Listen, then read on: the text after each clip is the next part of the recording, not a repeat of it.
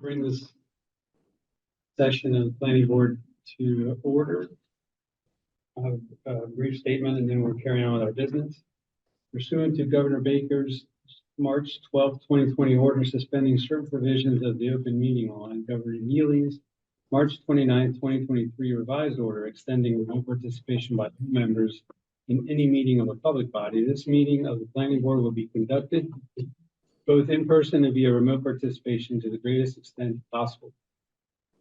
Specific information and the general guidelines for remote participation by members of the public and or parties with right and or requirement to attend this meeting can be found on the town's website. For this meeting, members of the public and committee members in person or may attend remotely by following the instructions on this agenda. For those who are not in person, every effort will be made to ensure that the public can adequately access the proceedings in real time via technological means. Also pursuant to MGL Chapter 30A, Section 20F, after notifying the chair of a public body, any person may make a video or audio recording of an open session of a meeting of a public body or may transmit the meeting through any medium. At the beginning of the meeting, the chair shall inform other attendees of any such recordings. Any member of the public wishing to speak at the meeting must receive permission of the chair. The listing of agenda items are those reasonably anticipated by the chair, which may be discussed at the meeting. Not all items listed may in fact be discussed, or other items not listed may also be brought up for discussion to the extent permitted by law. Shall have the right, town residents shall have the right to address a board on any item that requires a vote at a time before a board votes on that item. Such residents will be allowed as much time as the proponent of an item is permitted to have.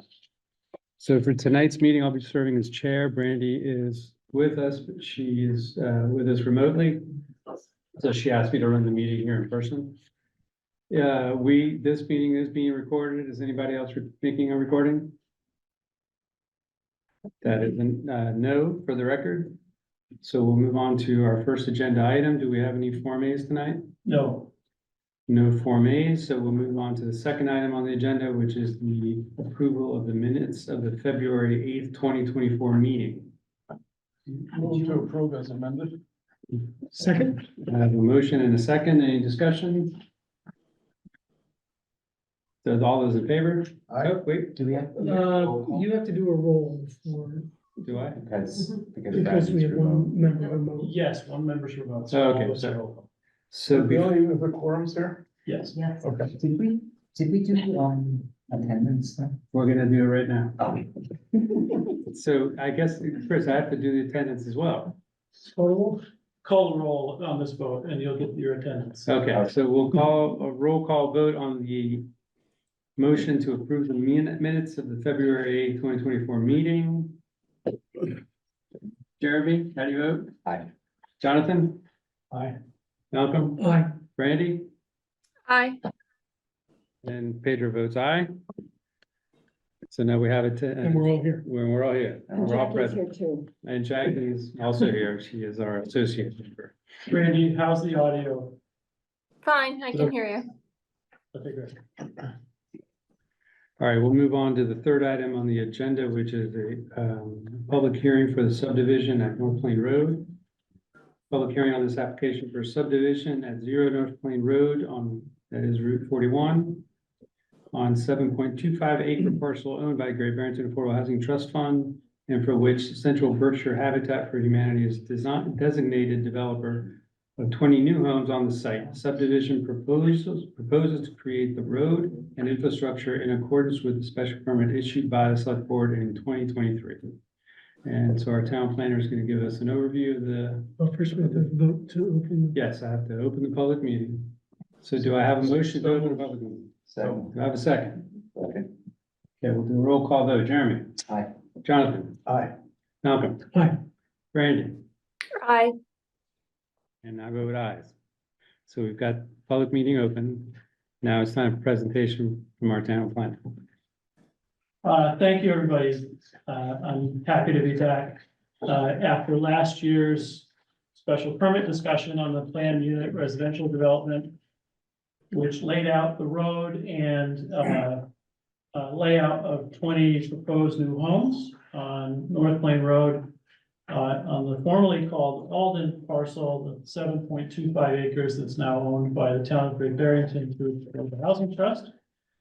I'm very happy to say that we are finally here with plans and a definitive plan, which was required as part of the special permit conditions and required as part of the planned unit residential development or PERD bylaws. Unfortunately, our developer Habitat actually has a community meeting tonight, not a community meeting, but a meeting tonight with interested home buyers. So our developer could not be present tonight. Our engineer could not be present tonight due to some last minute circumstances. So what I beg your indulgence on is for me to just give a brief overview tonight and then seek to continue it to another date certain. So as Pedro read in the introduction, this project is proposed by the town of Great Barrington through its Affordable Housing Trust based on the PERD special permit granted last year by the select board. And as I said, this is the definitive subdivision plan required by both the PERD regulations and that special permit decision. It's a little bit unique that the town is both the landowner and the applicant and the decision makers. So it's a little bit interesting. It's something that we've not experienced before. The owner applicant's project team consists of the Affordable Housing Trust as the owner. Fred Clark, our chairman, is here tonight. The town civil engineer is Brent White of White Engineering. And our designated developer, as was mentioned, is Central Berkshire Habitat for Humanity. So I'll just give a brief overview tonight. But first, putting my town planner hat on and just making sure that the procedural items have been met. I will note that the notices to abutters went out as required by your regulations and by state law. The advertising was made twice in the Berkshire Eagle. Distribution of the definitive plan set was made to the Board of Health, Conservation Commission, Department of Public Works, the Fire Department, and the Police Department, as required by your regulations. The only comments received to date from those boards and committees and staff have been from the DPW through its sewer and wastewater division relative to the construction of the pump station. Let's see. The PERD special permit was granted last year. As we said, it was not appealed. It is recorded as a valid special permit with the Registry of Deeds. And as I said, one of those conditions with this was that this definitive plan come back to the planning board. This is to create the road infrastructure to serve the 20 single unit homes to be built on the site. In accordance with the road layout, the road width, the grading, the stormwater, the house and driveway layouts as generally approved by the special permit last year. The special permit is actually part of this application. I should say the approved special permit is included here as an exhibit of the application. Happy to answer any procedural questions tonight, but as the entire team couldn't be here, I'd like to defer technical questions to another night. I know that the chairperson, Brandy, had submitted some questions to the applicant and copied the board on those questions. Some of them were relatively straightforward questions about, clearing up the plans themselves. There were other questions about cut and fill and house layouts, stormwater designs and things like that, that I cannot answer without the full team present, nor could we answer in just one night. So I'd like to request a continuance to your next meeting. I'd suggest a special meeting on the 29th if you're able. Chris, may I ask a question? Or Pedro, may I ask a question? Just in terms of moving forward, the intention of my submitting the comments was to elicit the discussion for tonight's meeting. I recognize that you're saying, with Brent and Carolyn not able to come, that needs to be pushed off, but wouldn't it be useful if this board presented their questions, if there were other questions, so that we could have a more complete and robust discussion when we schedule an additional meeting or a special meeting? That'd be great. I'd love to have some discussion and get some questions out there on the table. I have 100 questions for the engineer, so I don't want to go through them without the engineer here. Are you able to submit those, Jonathan? No. I want to ask Why him not? in person. I want to ask him in person.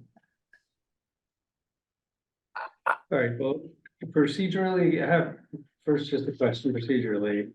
Is there a conflict with you presenting this project to us? Since technically you're like, as you said, you are not just the representative, but also the person or the approving body. I'm not the approving body. I'm town staff. I don't have a conflict of interest or certainly a financial interest. Right. But so there's no okay, and what I was hoping to do was to open up to the board for questions. So we can have them in the record so that maybe they can be communicated to the team and then open up to the public for their questions for the same purpose. I think that'd be useful. I have a procedural question. How much of the special permit constrains what we can decide on this? I mean, the special permit specifically specifies certain things, like we talked about with the roads and that kind of thing. Does that then determine what we can decide or not decide? Or does this establish boundaries? It certainly does establish boundaries. The design that is before you tonight is based on that special permit approval and the discussions that were held with this board and with the select board. So the road width, the layout, there's no sidewalk on the road as would be typical for a subdivision. That was all determined during and set by the special permit. But it wasn't discussed at the planning board. In fact, the sidewalk was removed at the request of the planning board. So those sorts And of, the road width? they were all discussed and set at that time. So to vary to any great degree would, I think, force the relitigation or the rehearing of the special permit. But we do have. I think house layouts could be tweaked. Obviously, the limit of 20 homes is set. Layouts can be tweaked, but I think to do any great changing of those layouts or the configuration of the roadway or the infrastructure would reopen the special permit.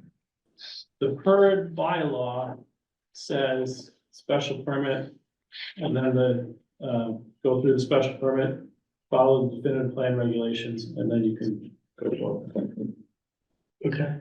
So, I mean, what the bylaw spells out is a review of the appropriateness of any roadways and the review of any requested waivers. So is that really the limit of what we can weigh in on here?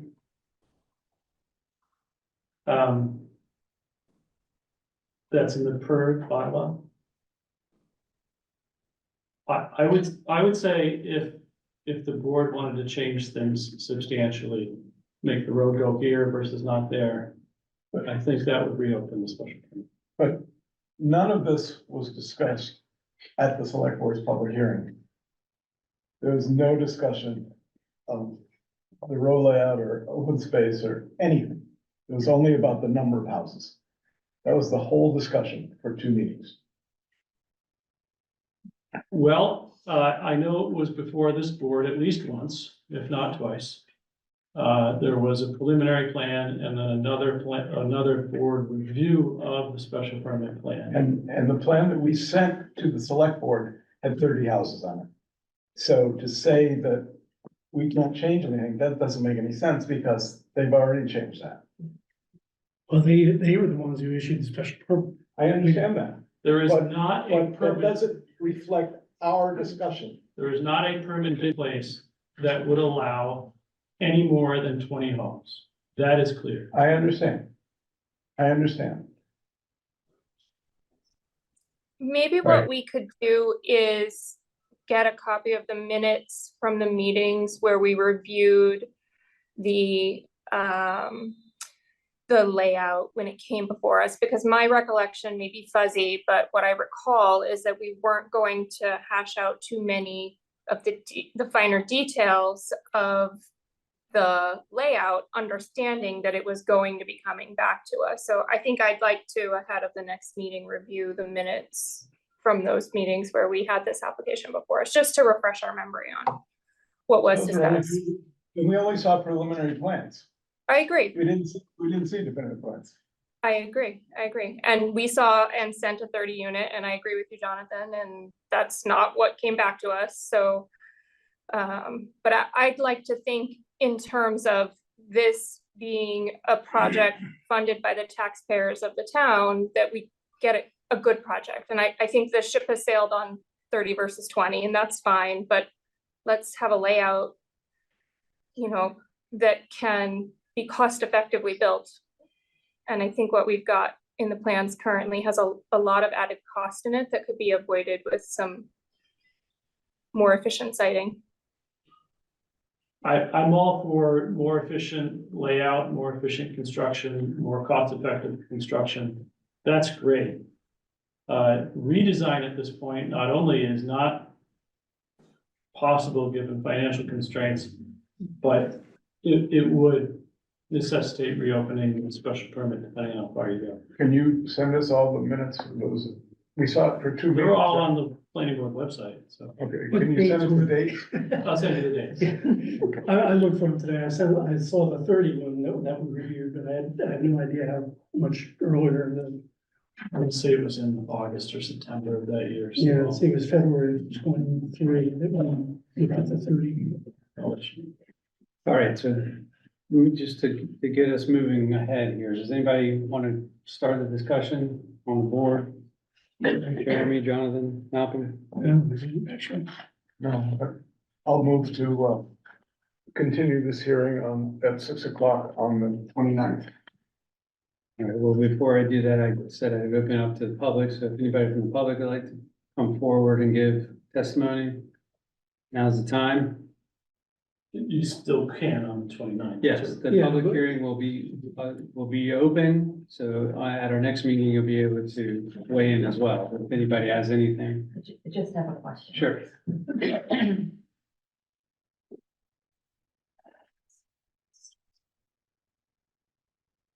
You got some hands up. Where is Good the, I'm not. Anyway. Oh, anyway, yeah, Al can reach you.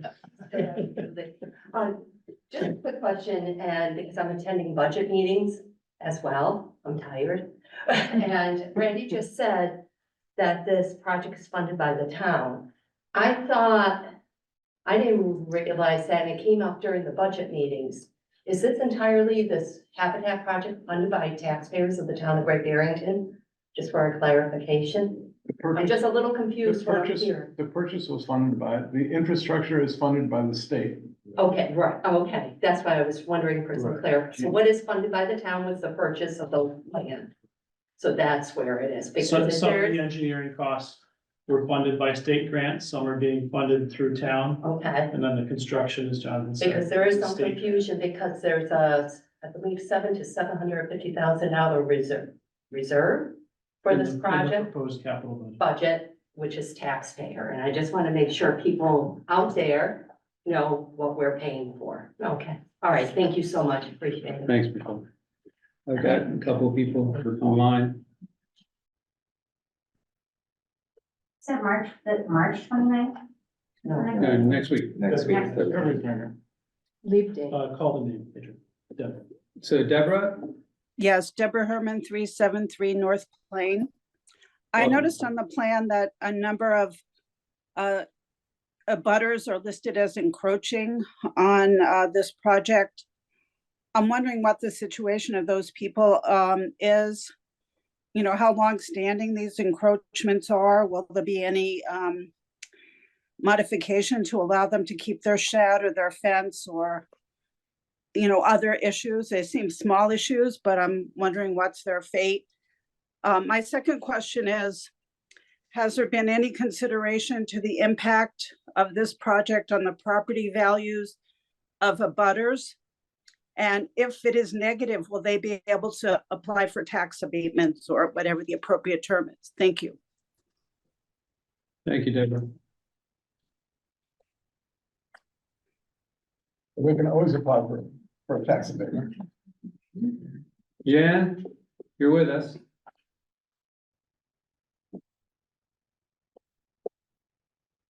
Jan, Jan, welcome. Jan, yes. So I've seen the plans where the houses are gonna be placed, et cetera, but I've Excuse seen me, sir. nothing Before you regarding go the on- plans of the houses. John, can you please state your name and your address, please, for the record? 253 Long Pond Road. Thank you. Does it need to restate the question for everybody? Do you mind restating the question?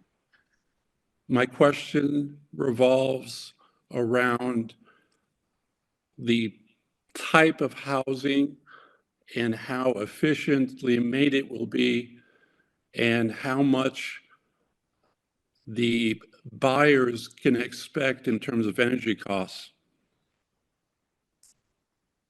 Okay, those are great questions. We'll take, those are questions directly at the team, so they'll be addressed at on the meeting on the 29th. Thank you. Well, you can address the building code in terms of energy efficiency. Well, I don't know what they're doing. No, but it's gonna be at least the building code. Okay. So with that, nobody from the board wants to weigh in? Deborah have this question? Oh, should I just got Deborah, do you have another, motion? Deborah, go ahead. yes, I didn't raise my hand again. Oh. So I don't know why it Okay. was called. Sorry. Okay, No problem. we apologize. All right, so if nobody here wants to weigh in, nobody from the public wants to weigh in, then I will keep the public hearing open to the 29th. Well, We have to- Jonathan, we have to vote. Yes, We we have to- need a second, and it needs to be. I'll second. okay. So do I have a motion, Jonathan? Yes, so moved. And a second by Malcolm? To the 6 o'clock on February 29th. That's right. Leap year. Jeremy, how do you vote? Aye. Jonathan? Aye. Malcolm? Aye. Brandon? Aye. And Pedro, aye. So, Just a reminder for everybody, you can also submit questions in writing if that date doesn't work for you, and the planning board can address them on the 29th as well. all right. So with that, we'll move to the next item on the agenda, which is for a special permit and site plan review of this body at 320 Maple Avenue. That we are to make a recommendation to the select board on the special permit application from Bear Mountain 320 Properties, Timberland Heights Care Center, to construct an addition on the existing nursing home at 320 Maple Avenue, Great Barrington. Site plan review application for new construction and expansion of the existing structure. And Peter Ms. Kozlowski on behalf of the applicant, and many people are attending. Who would you like? Holly, I guess, or I assume it is, Holly Ben Joseph, our landscape architect. Mark Levasseur is our engineer. Which one? I don't know which one. I don't see. Nick was on that earlier. He's here. Oh. Yeah, already, yeah. So let me, not you. And if the board please we ask that, Nick Elson, our architect, make the presentation. Okay, Good next evening. Yep. Can you hear me? weekend. Okay. Good evening, members of the board. I appreciate the opportunity to be able to present to you. Chris, are you going to be able to put up the presentation? Yes. So we are presenting to you tonight, a proposed addition to the Timberline Timberline Heights Long-Term Care Facility located at 320 Maple Avenue. It is currently a 3-story masonry building with about a 10,000 square foot footprint. So it's total of about 30,000, a little bit less. And it currently is licensed for 71 apartments, 71 beds, which is currently totally occupied. And has been given permission to add another 12 beds to bring it up to 83. It is the general intention to de-densify the existing facility, which has a large number of patient rooms with 3 and 4 or 4 beds in it. It also has some 1s and some 2s, and all the bedrooms will either become 1s and 2s in the existing facility. So there will be a total of 27 beds added in the new facility. Some will be the 12 that will be added overall, take it from 71 beds to 83 beds. But the additional, would that work out to 15 beds, which are going to be taken out of the existing building and put into the proposed new addition. The proposed addition, which you can see the small image in your screen right here, is in the lower portion of the building. It is a 1-story addition, and there is a tower with a 4-story stairway and elevator. Can I see the next image, please? You're just gonna go through each sheet, Nick, or? No, I don't think we need to see this sheet. Can we keep going? Okay, you just stop me. Okay, yep, keep going. So right here, the entire site is a 25-acre site. And you can see there is a driveway off of Maple Avenue to about 23 that comes in a northerly direction off the site. It's approximately 850 feet to get to the building itself. The parking is located around the building. I'll show it to you in more detail. And it does create a loop that allows service vehicles, emergency vehicles, etc., to drive one way around and a one way and drive back out again. Can you keep going, please, Chris?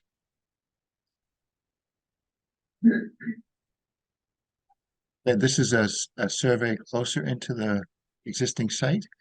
The reason that this is particularly relevant, as you can see, this is a very steep slope site from north to south.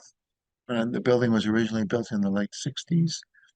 They sort of carved a little piece of the site so you can see that it's very, very sloped directly to the north of the site or the above the site. And then there's a small flattish, not very flat, but somewhat flat area. And then it gets very, very steep again to the south part of the site. And that you can almost see how they shifted the site around to accommodate the building. And even below that, it's pretty sloped. I mean, you can see there's topo lines all the way down. Can we have the next image, please? Can we have the next image, please? Can we have the next image, please? Sorry. Okay, so this is a site plan shown close to the building. As you can see, the light gray portion in the upper part, and the upper part of the image is the existing building, and the addition is being proposed to the south. It is an L-shaped addition, and the new main entrance will be close to the juncture of the two buildings, right there where the hand is. That will bring you in. The addition the proposed addition is largely a one-story building, and it is fundamentally at the level of the basement of the existing building to start to work with the site, because as I said, the site slopes very steeply down from the southerly direction. And it goes down in a southerly direction, as you can see, and then turns to the left and or west of the building, approximately 50 feet away from the existing building, to create an inner courtyard, which I can show you in more detail in a minute. There is in the lower right-hand corner two paths into the walking paths into the building. One that is a path into the mechanical area, which is in the small basement area of the building, and the second one is an area that is a pathway that was requested by the fire department to be able to access the area to the south of the addition to allow for a flat area for ladders to be put in the event that they have to make an emergency rescue from the windows. You'll also notice in the middle of the courtyard, in the sort of shaded area, there's a pathway that leads out to the parking, which is a secondary. It's a secondary path for emergency entrance, emergency discharge from the building. Can I have the next image, please?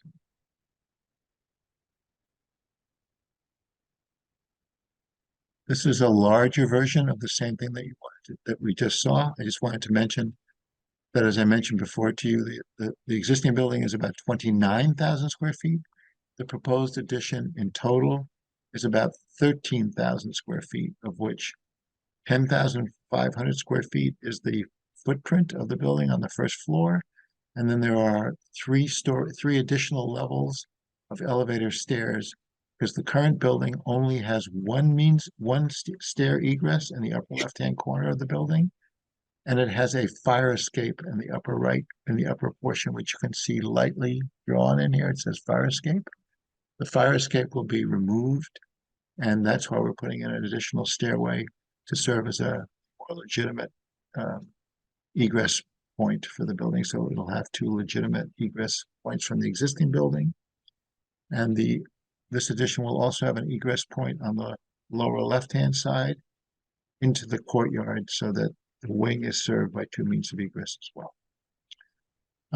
There is a total currently of 56 parking spaces on the site.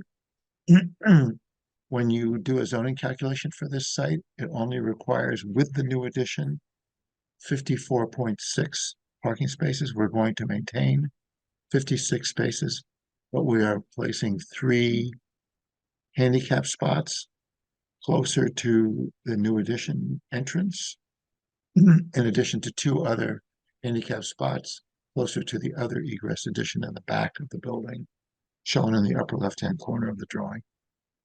So there'll be a total of 5, which exceeds the number that's required by 2.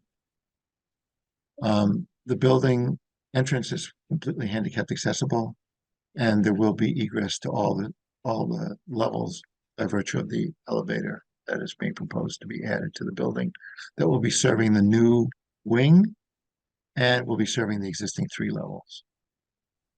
Can we have the next image, please?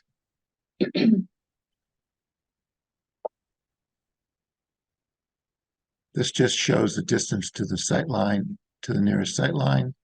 It's clearly way in excess of any requirements. The new addition is still approximately 700 square feet off the street, and the nearest property line is 174 feet away, as you can see on the right. As I said, it's a very large site. This is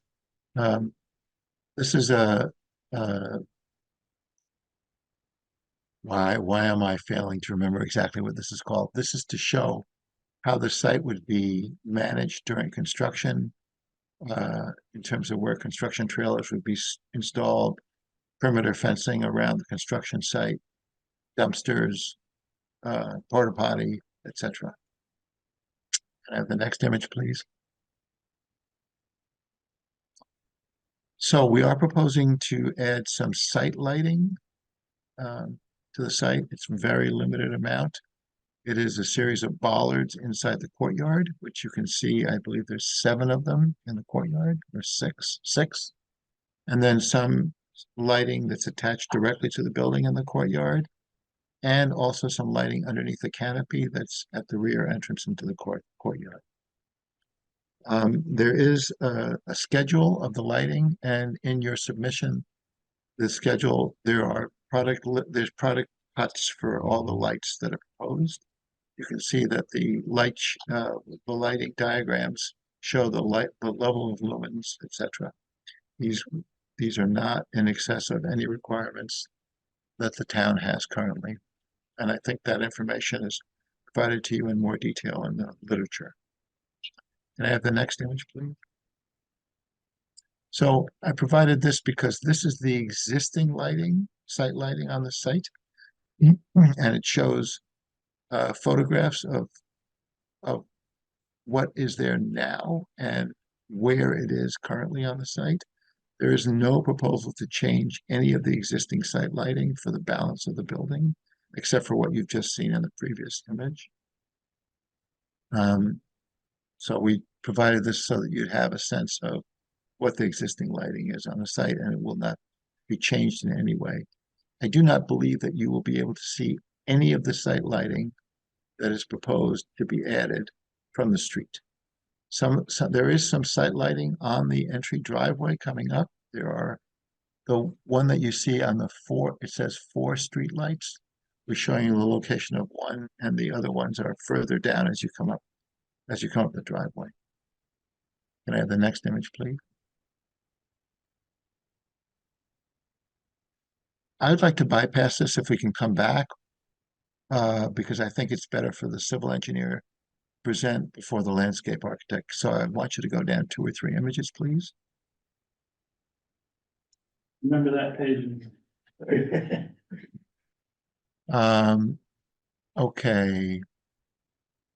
I just wanted to mention on the courtyard on the inside, in addition to the fact that there will be a patio, which is shown inside, with a place for people to sit. There'll also be 10 raised planting beds for the patients to use as a therapy for them. And there'll also be a bocce court on the lower left-hand corner and a shuffleboard. And this will be totally enclosed in a 5-foot high fence with a lockable gate, because because this is a facility that does not allow the residents to quote unquote wander off the site. Can I see the next image, please? Okay, at this point, what I'd like to do is turn this over to Mark Lavassier, and because he is a civil engineer for Foresight Land Services, and I'd like to let him present the civil portions of the site. Mark, are you there? Hi, thanks, Nick. Yeah. Can everyone hear me? Yes. I can. Sorry, I'm having a little bit of technical difficulty, so I'm on my phone and I can see the screen. And as long as you can hear me, I'll quickly go through the civil drawings, if that's okay. Yeah. Great, thank you. So this plan is details of the erosion control and drainage plan.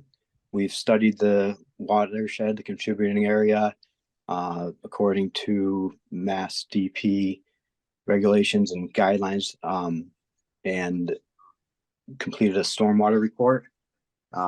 That's going to be, it has been submitted to the Conservation Commission for their review next month.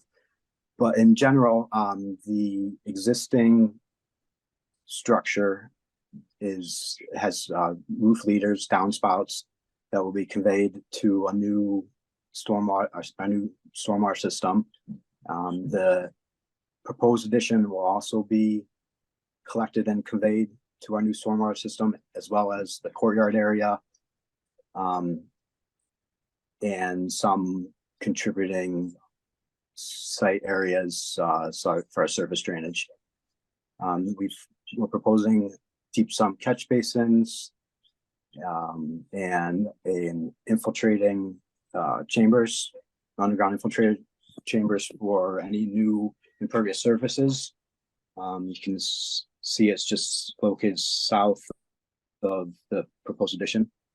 Yeah, right there where the hand is. That handles, like I said, the new impervious surfaces per DP guidelines for the hydraulic soil group D soils. So that any overflow from that will be discharged through a control structure with an overflow weir and conveyed down or southerly. If you could pan down a little bit. Thank you. Thank you, John. And so this is conveyed to a water quality swale, which also mitigates the peak flows. So there's no net increase, and actually a small decrease to the peak flows for the design storm events that we analyzed, the 2-year, the 10-year, the 25-year, and the 100-year storm event. That area will be is also proposed to be planted, as well as other areas on the site that our landscape design architect will go over with the board. The heavy dash line represents erosion control barriers and limit of work, as well as the clearing limits. There's a stabilized construction entrance proposed for off the service drive to construct the stormwater basin. There's a series of temporary construction, sedimentation traps, and check dams that will control the construction phase measures. And this plan also shows the grading. Any slopes will be stabilized with both plantings and an erosion control matting. And it's detailed further down our plan set. So that shows the grading. If Chris, you don't mind scrolling down to the utility plan. Right. So thank you. The new addition, there's some relocating of utilities for sewer and water and electric and gas, propane on site. The new construction the capacity of the existing system is adequate for the new additional beds. And we have letters from the water department and sewer regarding that. There's some large holding tanks that will flow downhill for the septic discharge, and eventually that gets to a pump chamber at Route 23 and is pumped to the town sewer. There's no on-site septic or subsurface sewage absorption areas. Same with water is served by public water, so there's no on-site well. And the propane tanks are also shown with some electric improvements and transformer pads, and we can happy to discuss any details about that. Can you show us where the propane tanks are going? I see the old ones, but I don't see the new ones. Could I intercede here just in case? Yes. It's in the upper right-hand corner, right next to the 5 parking spaces. Not that far right. Sorry, not that far up. It's sort of in the middle. I don't have a hand, so I can't do it. If you look at the main, if you look at the main entrance and you go to the right, down a bit, Chris, and a little bit more to your right. Yeah. A little bit more to, no, Yeah. it's, I go up. yep, that's it, right there. That's it, right There there. it is, okay. That's where they're buried, okay. That's a new buried propane tank. All right, We're also Thank you. proposing to put in a new pad mount transformer and a new emergency generator.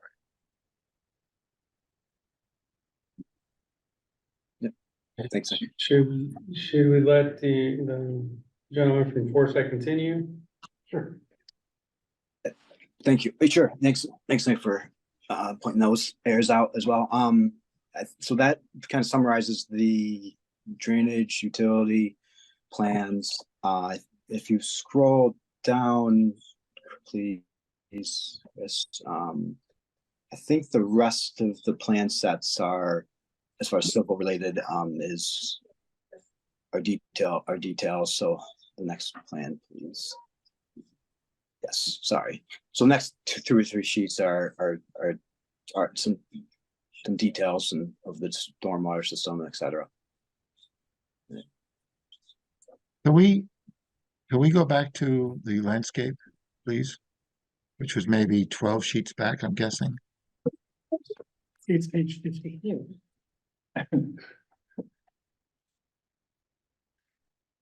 Yeah, one more sheet back, please. Holly, are you there? L106. You're muted, Holly. Yep. You're muted, Holly.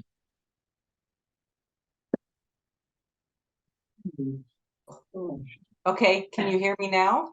We can. Okay.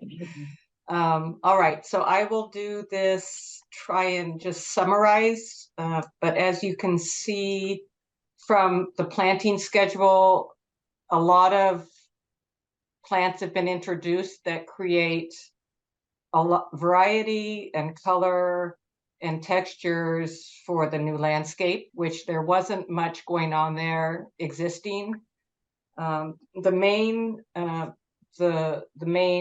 goals of the planting design was to create some nice views of the new building and the existing building, and definitely to integrate the new planting in with the existing forest and surrounding landscape. So a lot of similar trees or existing trees have been duplicated so that there is a transition. And then most of the planting down in, I'm trying to show you with my hand, but at the drainage swale and towards the perimeter of the site are more plants that will be native and wilder looking. And as you get closer to the building, they'll be more manicured, especially in the courtyard where you can see that the pattern is actually kind of a design. And then finally, the last goal was to provide year-round color and interest for the residents who are looking out the windows. My mother was just in one of these nursing facilities, and for her, almost her entire life was looking out the window at the trees and the birds. So I really was impacted by that and realize how important that is the views out the window. So all of the planting is within the area of disturbance, which coincides with the work of the civil engineer. The planting has been designed to stabilize the slope, and in the drainage swale, there are wet footers that are typically found in wetlands, the plants. If you go to the next screen, the pink trees are the ones that had to be removed for the construction, and that was a total of 57 trees. And then all of the and we are replacing them with 67 new trees in the design. And the trees that have that jig-jag line around them will be protected both with fencing and wood around the trunks to make sure that they're protected. I think that those are the highlights of the plan. Do you want me Can to I just cover men- anything else, Yeah, Nick? I just want to mention one thing that's related. We are in the process of, we are in negotiations or discussions with Race Mountain to provide a 5-year stewardship program for the trees to ensure their survival and maintenance, so that at the end of the 5-year period, there will still be 67 trees, not, 25 trees that are still alive or something like that. And they will do the remedial work that's required to be done and or replace dead trees, and they will be issuing a report annually to the Conservation Commission.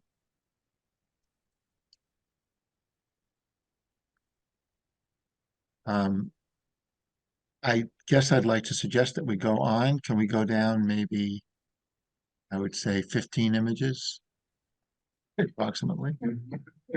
Who's counting? Okay, a little bit more, a little bit more.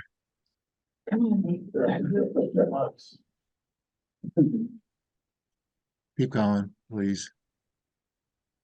The elevations. Yeah, that's what I want. That's what I'm kind of looking to get to. Right. The Dalmatians? Yeah. This is obviously a bigger version of the floor plans. I'm not sure that this is of that much interest to you. I mean, I'm happy to go over it with you, but I think you're probably more interested in seeing the exterior. So maybe another 3 or 4 images, I'm guessing. I don't. Okay, this is a cross section which shows the existing building on the right, and then the 4-story stair tower. This is cut in front of the elevator, so you don't see the elevator. And then the new entrance, you can see a little bit in the section just to the left of the stair tower.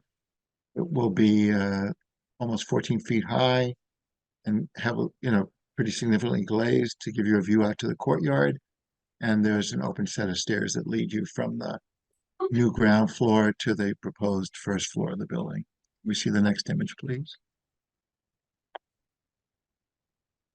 So this is another section that is basically it's instead of looking at it from the east, it's looking at it from the west.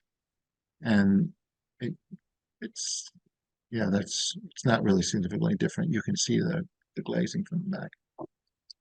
Okay, and this is another section.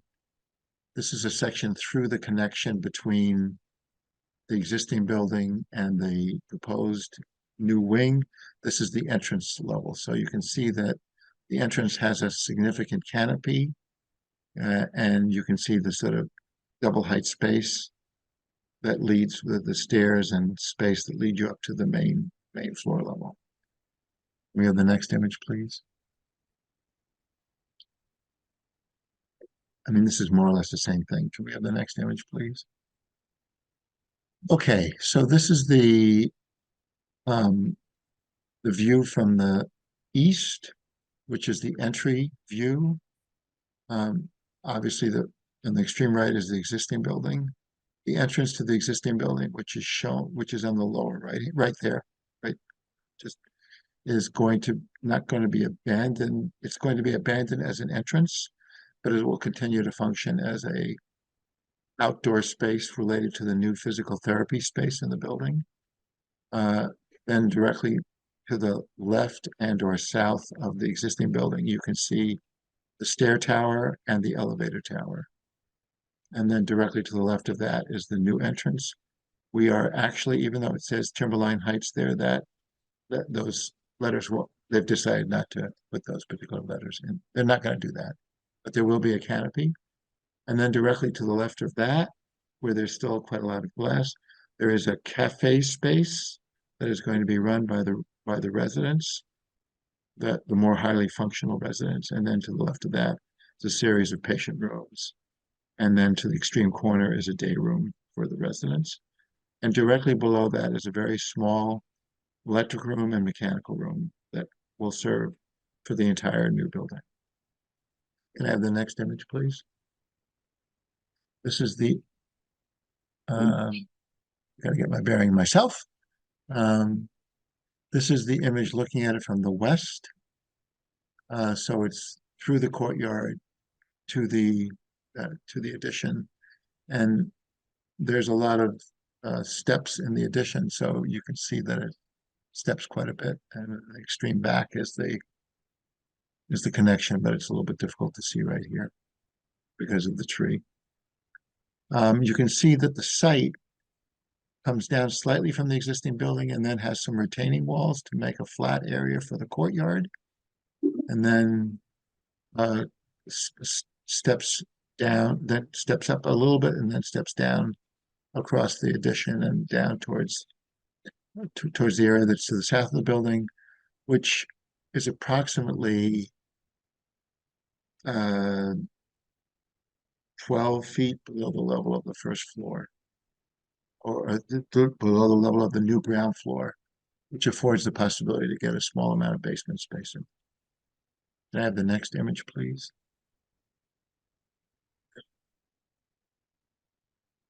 This is the image from the north of the building. This is the existing building, and the only reason that we're showing you this is because we are removing the fire escape where the hand is, pretty much to the right, a little bit to the right of where the hand is. And where there are two door openings, we are putting in windows with a panel below.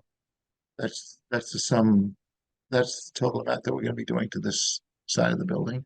And in the upper left-hand corner, you can see the addition as it sits above the existing building, the stair tower and the elevator. Can we have the next image, please? So this is the view from the south. As you can see, across the south, there's a series of windows. Most of those are patient rooms.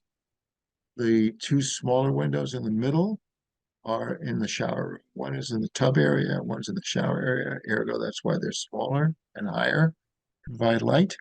And to the right is a couple more patient rooms, and then the extreme corner is the day room for the building.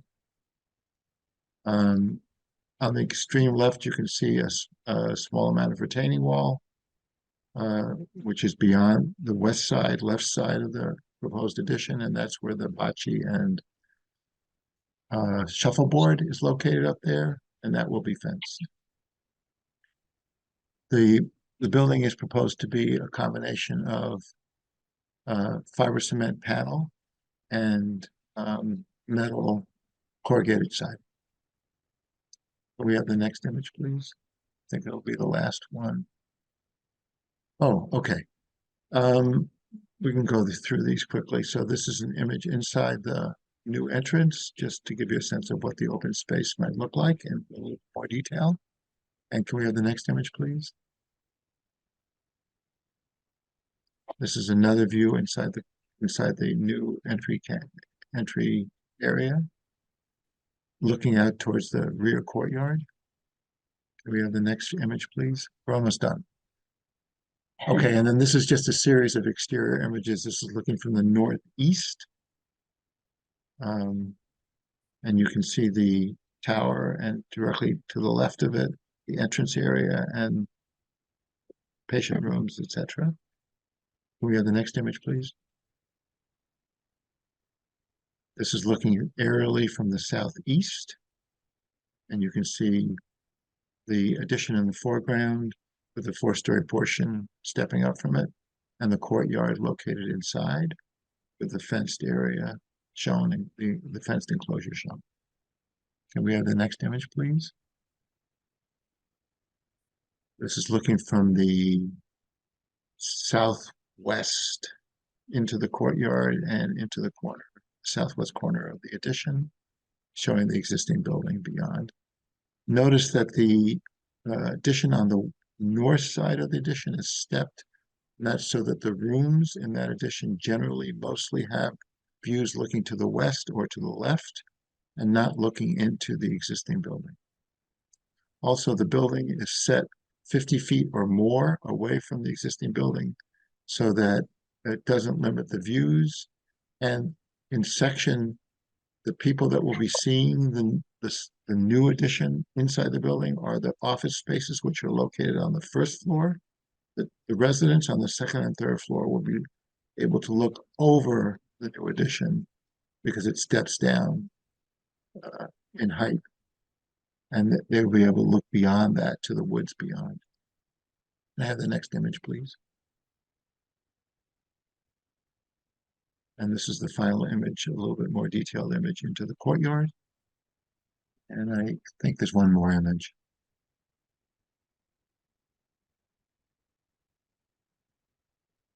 And again, this is another image from the northwest. Sorry, northeast. And that is the conclusion of our presentation. We did include in the presentation a number of other, letters, capacity from water and sewer, product cuts, product literature, et cetera, et cetera. And of course, we're here to answer any questions.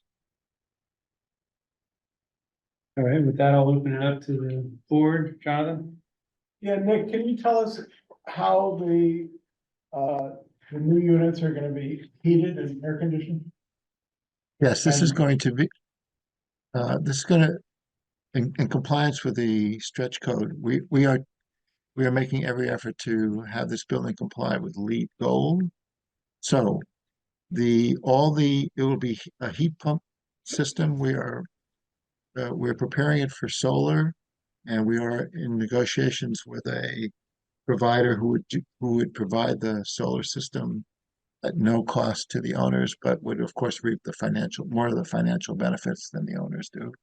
If the owners are able to come up with a sufficient capital, they would prefer to pay for the solar themselves. One way or the other, we're going to try to get solar because this building will be largely electric, except for it'll still be propane fired cooking in the kitchens, which is what they currently have. There will still be propane fired gas drying for the commercial laundry that they have for their laundering facilities in the building. And there is currently a propane fired rooftop unit, which is relatively new and is proposed for continued use. So those will continue to have propane, but water, which is currently also propane fired, will now be electric fired because there will be a master boiler and 119-gallon storage tanks in the new addition that will service the new addition as well as the proposed, as well as the existing building. And would the solar go on the new facility? Right now, the solar is proposed for both flat roofs. And what we are looking at is relocating we are going to putting new roofing on the existing building. And in that process, we are going to relocate the existing rooftop unit to more easily accommodate solar on that roof as well. Nick, can you or your engineer talk about how you're draining the roof of this new addition? I can. As you might recall, he talked about an underground groundwater retention system just south of the addition. The existing flat roof on the building on the proposed addition will have, sorry, let me step back. The existing building currently has downspouts. It is gently drained to the south and has downspouts that just drain on the ground, and actually is problematic right now. So there is no real storm drainage system for that, and that's going to be modified to an underground system that's going to go into our new groundwater retention that's to the south of the new addition. The existing addition, the proposed addition will have interior roof drains as opposed to being downspouts and scuppers, and that will be brought down through the building and go to the same underground groundwater retention system. And as I think you mentioned, there was an overflow with the swell that's directly further down to the south. There's also there's 2 or 3 catch basins in the courtyard that will also go to this groundwater retention, and one at the main entrance to accommodate the fact that it's handicapped accessible, and to make sure that we don't get water leaching into the main entrance of the building. Brandy, you have anything? I do have a couple of questions. Nick, can you explain to us what's driving the height of the elevator tower?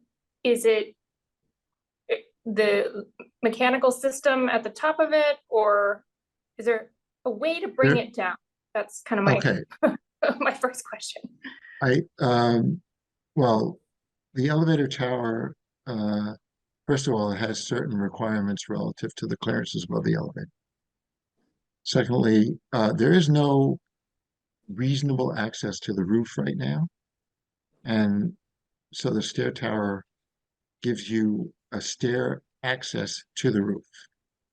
Also, I don't know if you're aware of it, but Is there elevator access to the roof? Is that what you're trying no, to get a no, stop at the roof? no, So there's not elevator. why There's do not you have the elevator. monoslope roof all the way up? That seems like extra height for no apparent purpose. The slope of that roof is to accommodate the stair tower, which goes up to that height. I understand. And I think we showed, we placed for, I think there was a crew that some of you visited the building today, and we Yeah, placed right. we placed a 2x4 on the southeast, towards the southeast corner of the building at the height, at the extreme height, of the tower. And I believe that it's totally invisible from the street. You cannot see it from the street at all. Randy, I stopped at the bottom of the hill there at the bottom of the driveway, and there was no visibility at all of the building or the extension of the building. You can't see it So- from the road. Yeah, I appreciate that, Malcolm, because I obviously was not able to make the field visit. I did visit the site on my own last weekend. And my concern, and I have a whole series of questions that'll center around this, and they're probably part for Nick and part for Mark. But with the extent of clearing that's going to occur to accommodate the single-story addition, and I think the addition is great, and I think that going from 3 and 4 bedrooms down to 1 and 2 bedrooms is the direction a facility like this needs to continue to go to be viable. I just think it's going to be visible from 23 as you come down, you know, that hill through the bridge over the Green River, because you can see it now, right, when you come in that way. So I'm not so much concerned when you're at the bottom of the driveway. It's more like it will be a view as you come into Great Barrington from Egremont. And I'm trying to understand how impactful that view will be, because as we go through site plan review and we're looking at the impact from public ways and places, that's obviously a road that is driven by, you know, thousands of people every day. Well, as I said, we put this board up there to show the height extension I and its understand. impact. A 2x4 And so- and an elevator tower have different massing, as I'm sure you can appreciate. Absolutely, but the height was such that it was obstructed by the trees that you saw from below. But your I trees are gonna can't- be cleared. You're clearing your trees. You're clearing all those trees. No, we're clearing trees approximately 250 feet down, but there's another 500 feet of trees below that. Maybe you guys Yeah. could provide a line of sight analysis then that would cut a section through. And what I'd like to suggest also is that that section be cut through the floodlights that illuminate the parking lot right now, because that parking lot has 2 really bright floodlights. I went up there in the evening time. And again, with the clearing and the orientation of the single-story addition, you may be able to see those floodlights with all that extensive clearing. So I'd really like to see that, just so that we can do our diligence as a board in terms of what the impacts are. And Brandy, you're talking about not really viewing it from the street, but you're talking about viewing it from the Green River Bridge on Route 23, I am talking right? about when you come into Great Barrington from Egremont on 23, Yeah. and you come down the hill and start across the bridge, your Yeah. panorama is, you know, the BB farm and the field on the north side of the road, which I don't know if that's still BB, and then the wooded hillside, and you can make out the Timberland facility up there. My estimation very is different. with the extent of clearing, you're gonna see quite a bit more of the building. You may see the floodlights on the existing parking lot. You're definitely gonna see the elevator tower from that vantage point. And that's not on their driveway. That's as you approach Great Barrington.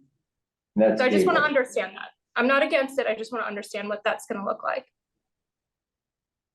Okay, I mean, I haven't tried to approach it from Egremont, so I can't really speak to that.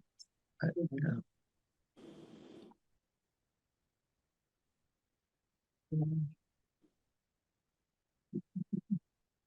then Anybody in terms of else have- lighting, I would just say, you should reconsider replacing the flood lighting everywhere with dark sky compliant lighting. Because that's the direction our design standards have gone.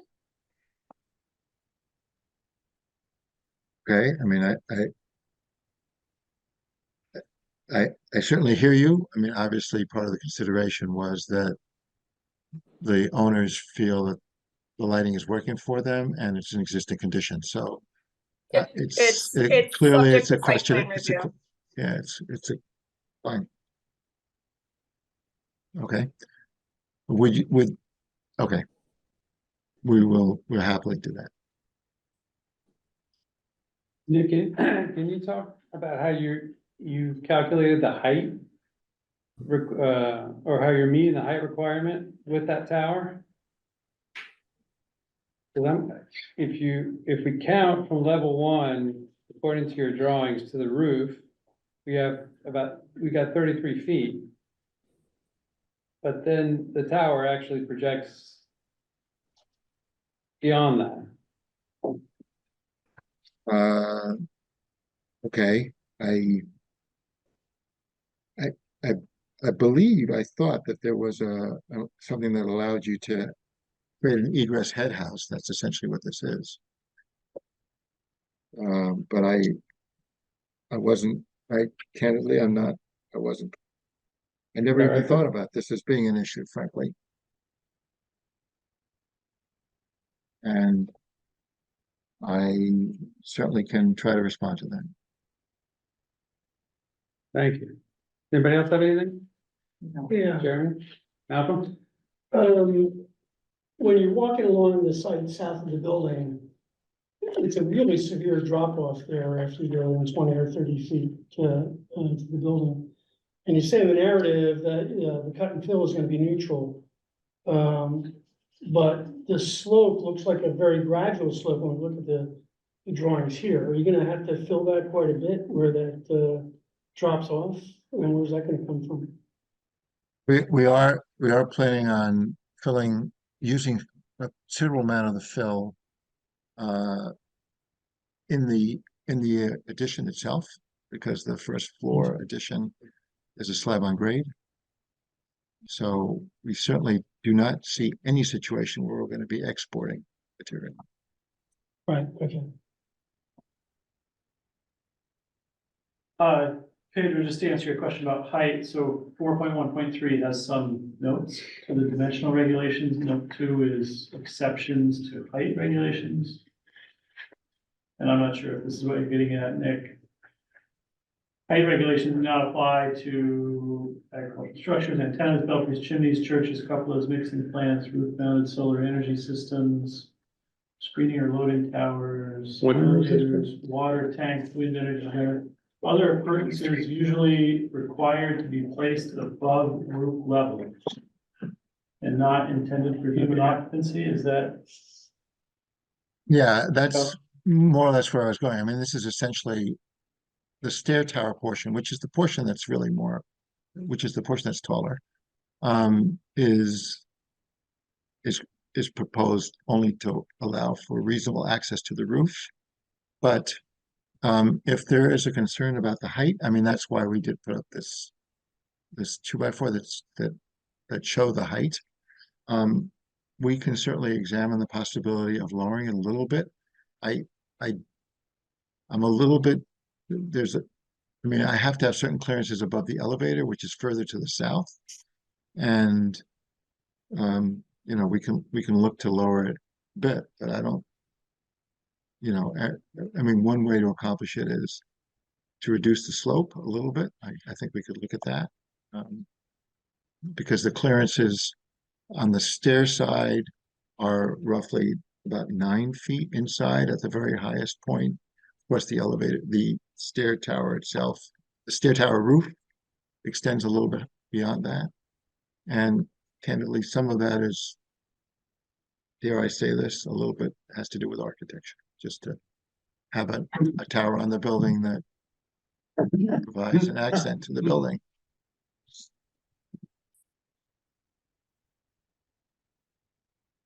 Pedro, does may I it- ask a couple of utility questions? Or, I'm sorry. Go ahead. No, go ahead. I have a couple of questions for Mark. Mark, in terms of the sewer, what's the purpose of the septic tanks? So existing, they, is really just for some primary settling before it gets to the pump chamber for the facility to settle out solids. And they have a pumping schedule that so it's really just treatment before it gets to the pump station itself. So it doesn't. Is get that clogged. something that you've worked out with the town because of issues with, you know, non-flushable items? That's my Can I s- understanding. Nick, you may know some more. Yeah, go ahead. Yeah. Can I speak to that? So this is not a simple system overall, because after it leaves the building, there are 3 manholes between the building and the street. And then there is this holding tank, and there are 2 pumps that make it a pressure line and send it down 3/8 of a mile to make the connection to the street. And those pumps really do not like to have foreign objects like wipes or anything else like them. They just really don't like it. Okay, So I figured that was it. Thank you. so we are Yeah. doing 2 tanks in tandem, just in case, to be able to catch any foreign object of that type. Yeah, yeah, we call them non-flushables typically, but okay, thank you. And then in terms of the water system, is there any upgrade to the sprinklers in the existing building? And I assume the new addition is going to be sprinkled? Yes, the existing building is a NFPA 13 system, but because it's a 3-story building, it does not have a standpipe in it. The proposed addition with the stair in it will have a standpipe in it, and the new building will be entirely a 13 system as well. There is not really a significant upgrade required to the existing building because, as I said, it is a 13 system. In the areas where we're proposing to make the connection between the new building and the existing building that are slightly being reconfigured to create the hallway access, etc., we are going to be doing some reconfiguration to the sprinkler, but it's still going to it's not going to fundamentally change it much, and it's only going to be in that area. And the rest of the building will remain, the rest of the existing building will remain the same.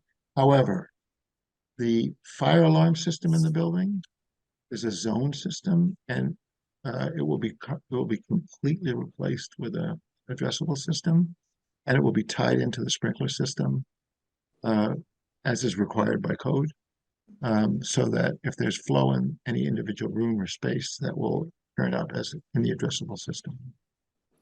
And are there Can I any mention, issues? I want to mention one more thing. So also we have discussed it, we have met with the fire department, and we are adding, even though there is currently hydrant on the site, approximately 150 feet away from the building, we are adding 1 additional hydrant about 50 feet, even less, 20 feet away from the entrance of the building, to work in conjunction with the new connection, because we are making a new fire protection connection off of the existing water main. The existing water main is a 6-inch main and currently splits to a 2-inch and a 4-inch for the sprinkler. The flow rate is very, very high. It's 1,010 gallons per minute. I've never even encountered a flow rate like that ever in my career. And the existing service is sufficient. The existing line going into the building is sufficient in size to handle the capacity of both the existing building and the proposed new building.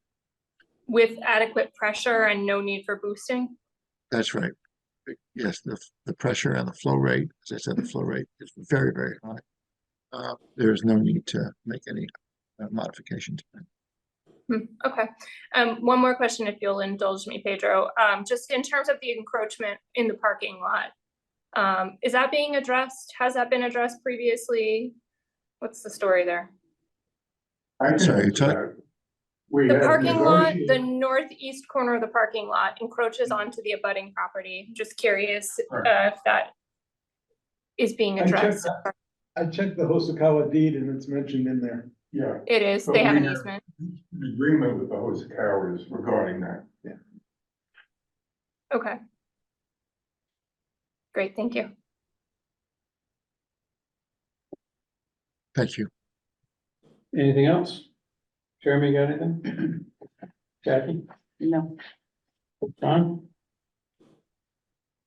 So typically Pedro, the board goes through, Mhm. its site plan criteria in 10.5 to help shape its discussion and recommendation to the select board on the special permit. But often if the applicant is okay with it, often leaves the actual site plan approval until after the special permit approval. So moved. So let's run through, through site plan review just for informational purposes at this point. And as Chris said, we would expect to see you back after you receive your special permit. So I've got it open, so I'll run through it. So the first item is to minimize the volume of cut and fill, the number of removed trees 6-inch caliber or larger, the length of removed stone walls, the area of wetland vegetation displaced, the extent of stormwater flow increase from the site, soil erosion, and threat of air and water pollution. So it seems like we got a decent report. There's a bunch of trees coming down, but they also have a pretty robust planting plan to replace at least some of them.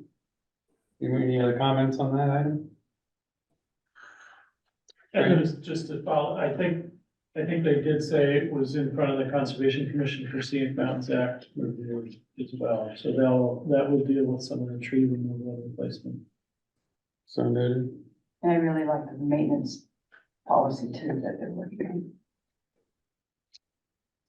So there's a lot of cut and fill, and there's a lot of tree removal, but it's all justified given that property. I don't see where else they could go. So what does the Concom have to do with this? It's Scenic Mountains Act area. It is Scenic Mountains there?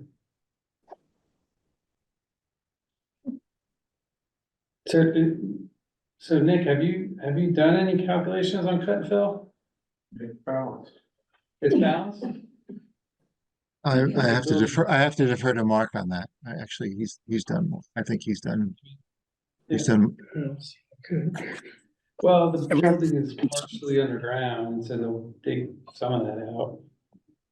And it doesn't have a full basement, but it's, I don't know, can you talk to that, Mark? So how's the cut and fill Yeah, being managed? Can you hear me?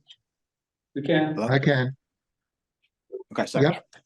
Yeah, I did go through a preliminary cut and fill analysis and think I have it here. And then, like Nick said, is basically a net zero. I mean, there are in, like I said, it's preliminary. So I went through the building, the footings, the stormwater area cut, and it's very close to a wash, zero, net zero. If you need exact numbers, I'm just looking for the totals. I think I've got, a cut of 1507 and a fill of 1593. So Maybe when the site plan comes back, we can get some numbers on that item. Yeah, Mark, I think our concern is typically when we're doing site plan review, we're wanting to understand how many trips are gonna be generated off the site with export of material. And even if you have a balanced site, I think you mentioned that the soils were a type D, class D soil, and those generally aren't what you're gonna use for your construction related fill. So if you could just look into that.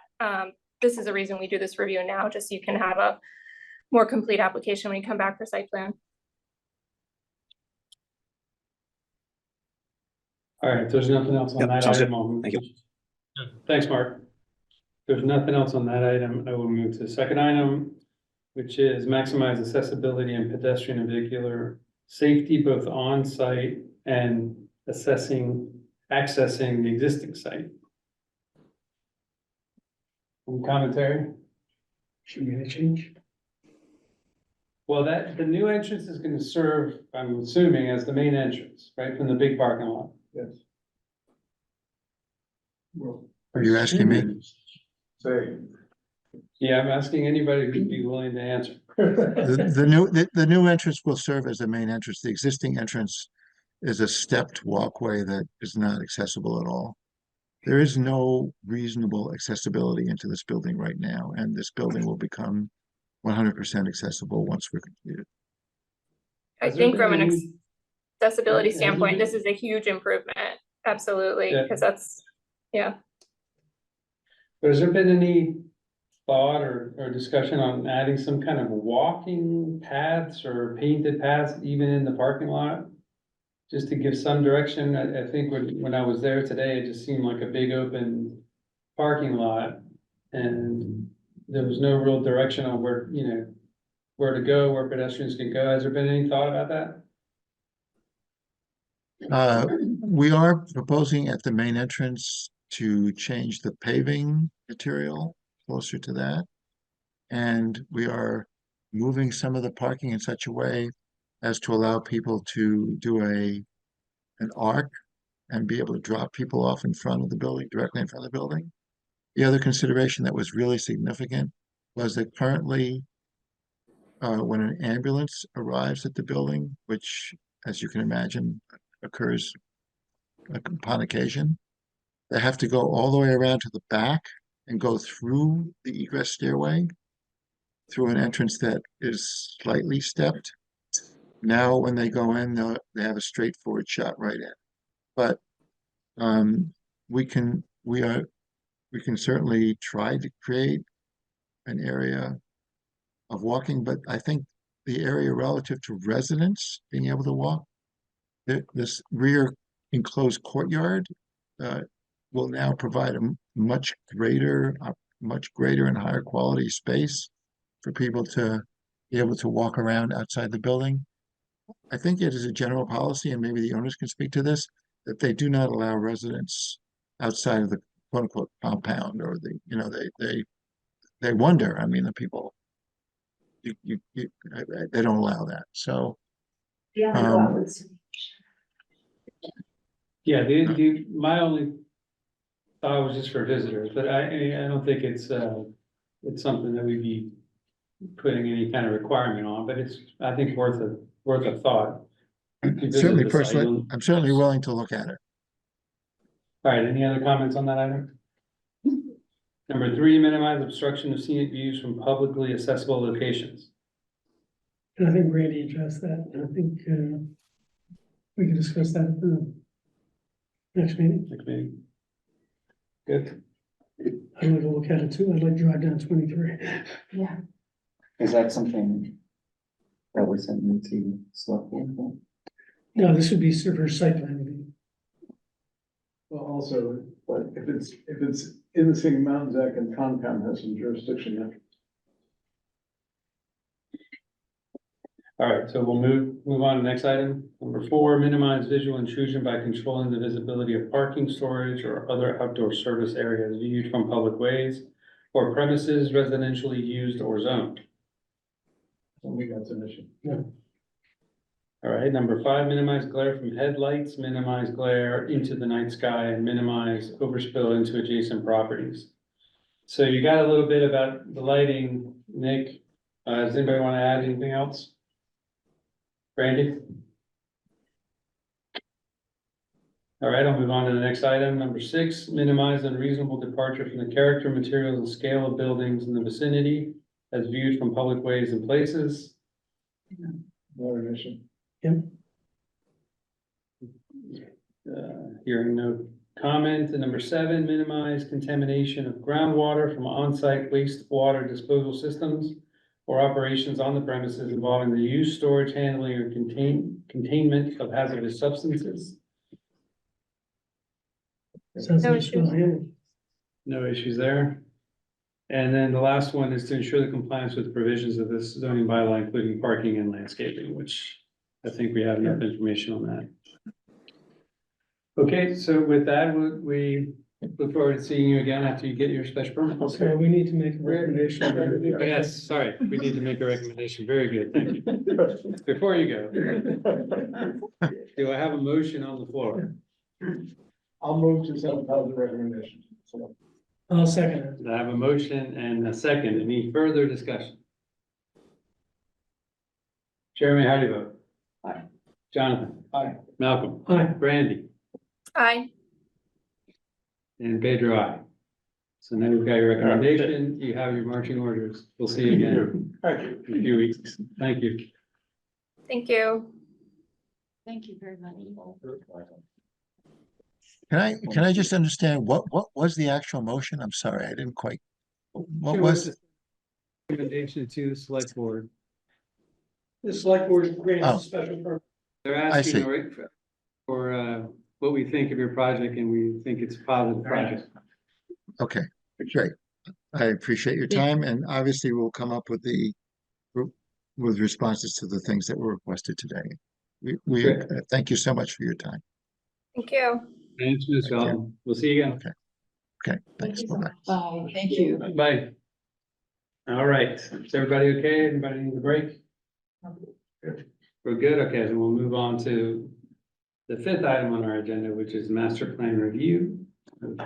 Well, I just sent you all something, in your inbox, and it was just reminding you that today's the deadline for all of your reports, and I'm really appreciating for their. You got it. Right in over the transom. You got it, right? Yeah, I got it.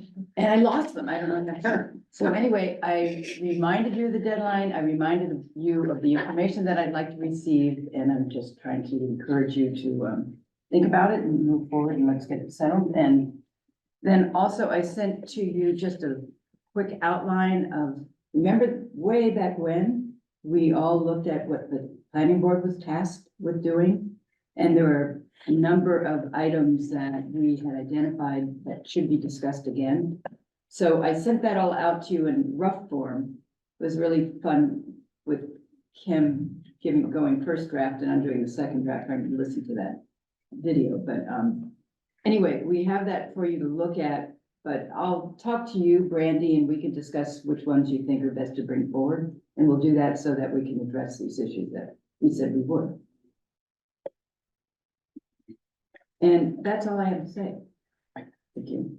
Anybody But I'm else? pleased, guys, and woman, it would be really, it would be great to get the material in. So everybody has their orders here, everybody good? Jeremy? You've got your reports in line? Well, What's your committee? You're. I have zero because of. Oh, that's right, you weren't here, that's right. You picked me on purpose. Doesn't Doesn't that make him chair? doesn't somebody have to do a CPA or CPC? I think you're working with Brandy, aren't you? No, well, that was for parks, right? I don't think the CPC existed. Yeah. It didn't exist, so, So there's no items. So I think that is, and then I guess we're not at that phase where we're checking to see if anybody wants to be we're included. not checking with them. if We're not they've checking with you. completed their All right. list. Well, On the next time, I think that's the next stage, so, right? all right, the But next please look meeting, at your not, inbox. right, so for my the, notes. so the new deadline is first meeting in March. Okay? 14th. You giving us First 3 meeting. weeks? Yes, Oh my 3 God, weeks. that's not enough. 14, do or die, or else that committee doesn't get represented. okay, we'll move on here. Town planners report. Just to remind you that, well, now we have a meeting on the 29th, but the 14th is your zoning public hearing. That's out for, that's been noticed in the paper. So you'll have that on the 14th, possibly a continuance of the subdivision public hearing that night as well. So probably a busy night. But that's all I have pending for now. Brandon, did you have your hand raised? Or were you swatting flies? No, I was gonna go because dinner runs out at 9 here, which is Okay. in 20 minutes. So I was hoping to grab some dinner. Do you have any board or committee updates?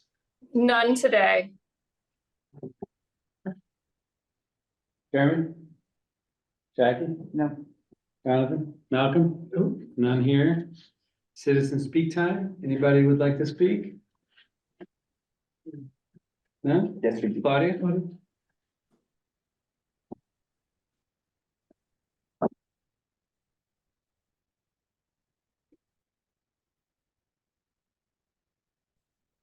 Claudia Shapiro, 788 Eckermont Plain Road for the record.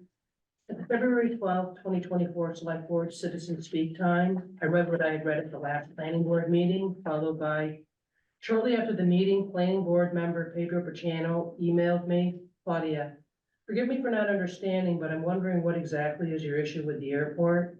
I understand that they are your neighbor, that you have permission to dispense of hazardous waste, that they are considered a small quantity producer of hazardous waste, and that the town has given them a special permit to operate. So what is it that you're seeking, Pedro? This statement is unsupportable and contrary to fact. I responded, hi, Pedro. Their understanding comes from source with a question mark. I received no response. Pedro has it backwards and it's concerning. Appendix B of the federal and state 2003 SWAT report included in the land court case was excluded in the Air Force special permit application. So I'm going to email you each a copy, and I'm going to hand this board each a copy. Appendix B, regulated facilities within the water supply protection area. DEP permitted facilities listing 78 Eckermont Plain Road with a permitted activity, a very small quantity generator. Activity class of hazardous waste generator, and a facility description of auto body / repair. Under underground storage tanks, list facility name. Berkshire Aviation Enterprise, their address, a description of airport, tank type, tank leak detection, capacity and content, gasoline. Also listed as Agar Fuel. As owner of the end of runway 11, I'm asking this board and Pedro in his capacity as the Berkshire Regional Planning Commission Great Barrington delegate, and tonight this planning board, where the $3.2 million is coming from for runway rehabilitation of the Colossus Great Barrington Regional Airport. Credible source pointed out during the 2017 and 2020 airport special permit applications to Chairman Bannon, the airport yearly deficit was taken up by one or more shareholders. As for the special permit the town granted, the pre-existing non-conforming use has to come into compliance. So again, please take heed to Mr. Hankins' cautioning. Given the complexities of intersection, invested rights, and overlapping and most likely conflicting jurisdictions between the town and the federal government, I hope you will seek legal counsel as you move forward in granting the special permit. Let's find out what's really going on, and not just on my behalf and for the sake of me, as my issues run much deeper than the airport, spanning 2 decades in a fight I did not pick, fueled by greed. And I'm adding a comment tonight. Pedro's understanding the airport is a small quantity producer is an upgrade from the very small quantity producer they claim, and during the 2023 permit hearings. A small quantity generator includes acute, medical, and hazardous waste, and can be upgraded to a large quantity generator. And that's really, really bad. As a whole, it was really, really bad. Thanks. Well, yes. Appendix B. Could I make a copy of your remarks so we can put it in the record? I certainly will all of my statements that have gone, come before this board and the select board They are. to the record, and you know what I'll do? They're appended to the minutes, so. I'll actually email them all to you at Great. some point. I'll email them to all of you. We just append them. Yeah. Anybody online have anything? I see nobody. So with that, I'll adjourn the meeting without objection. 7:44.